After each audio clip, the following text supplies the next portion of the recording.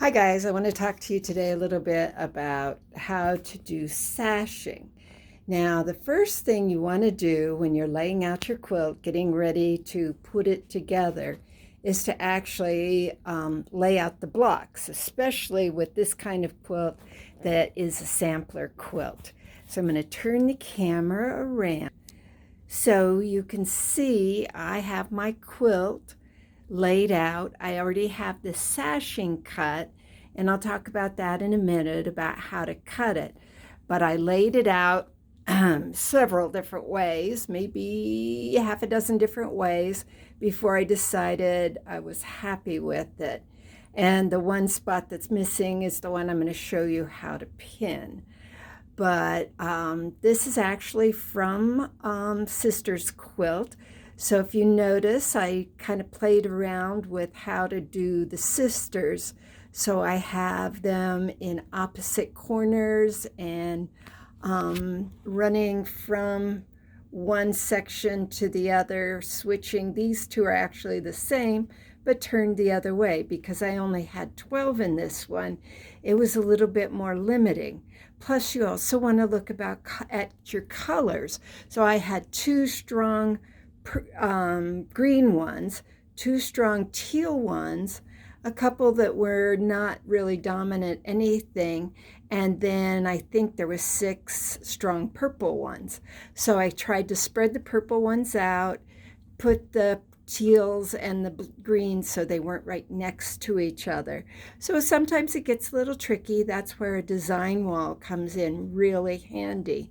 Now my design wall is a do-it-yourself thing.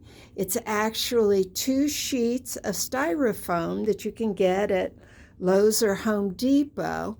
And I just got flannel sheets actually on sale from Target to cover them. And all I did was, you'll see the ugly backside, just taped it down with duct tape, which worked great. Make sure you just have heavy duty duct tape. I tried using the white because the video I saw said, oh, that looks so much better, but it didn't seem to hold as well as the darker heavy duty tape.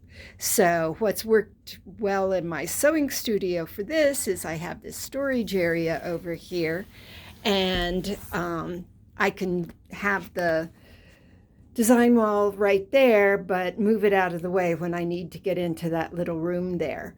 So that's it on your blocks. Before you start laying them out, of course, you do want to square them up as much as possible, which I did do already.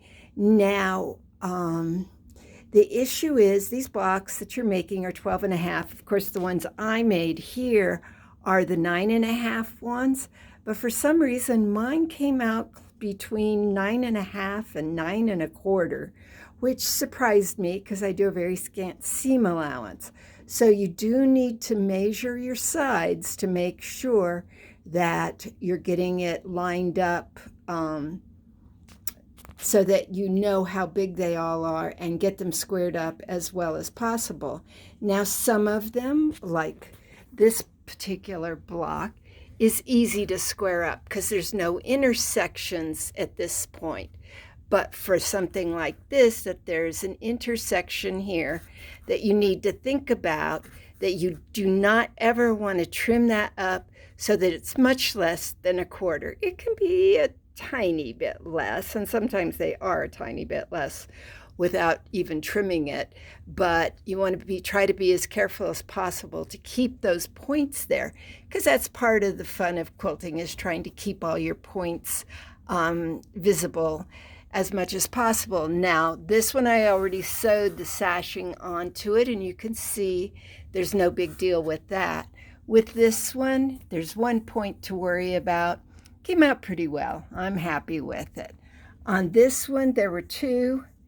It's pretty good. So again, nobody's going to look that closely.